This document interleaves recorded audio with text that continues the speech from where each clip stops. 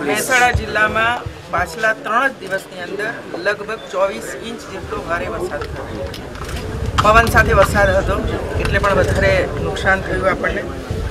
અને એમાં ખાસ કરીને 3000 જેટલા વૃક્ષો પડ્યા, પરંતુ થોડાક જ સમયની અંદર વૃક્ષોને દૂર કરીને લોકોની આવન જવન ચાલુ થઈ ગઈ હતી. એ પણ ઝડપથી આપણે કામ કર્યું. આ છેલ્લા 3 દિવસની અંદર જે વરસાદ થયો એમાં એક પણ માનવ મૃત્યુ નથી થયું, પરંતુ એના પહેલાં 4 વ્યક્તિઓનું ડેથ થયું હતું અને ચારેને આપણે જે સહાય ચૂકવવાની છે એ સહાય આપણે ચૂકવી દીધી છે.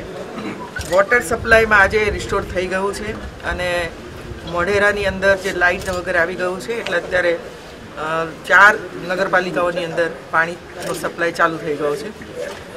બાકીના થોડાક ગામોની અંદર કાલ સાંજ સુધીની અંદર સપ્લાય આપી દઈશું, પણ મહદ અંશે આવતીકાલે સાંજ સુધીની અંદર આપણું ઇલેક્ટ્રિસિટી સપ્લાય થઈ જશે.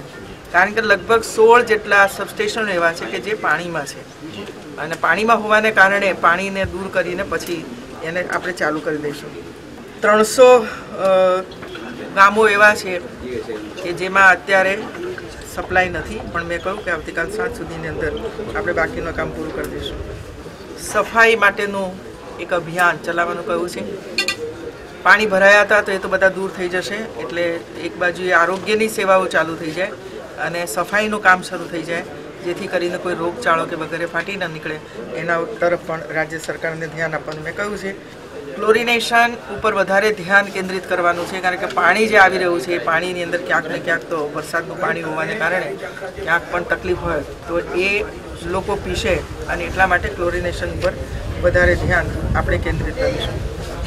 આમ જુઓ તો મહેસાણા જિલ્લાની અંદર એવું કોઈ પ્રોબ્લેમ ઊભો નથી થયો કે જેને કારણે લોકોને કોઈ મુશ્કેલીઓ ઊભી થાય.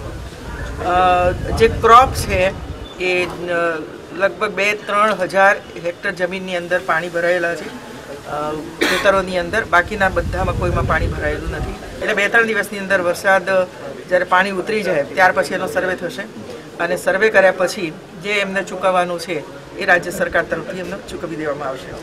એ રીતે ક્યાંક ક્યાંક ઘરને પણ અસર થઈ હશે તો ઘરનો પણ સર્વે થશે અને એની અંદર પણ જે કોઈ નુકસાની એમને થઈ છે એ નુકસાની આપણે ભરપાઈ કરીશું.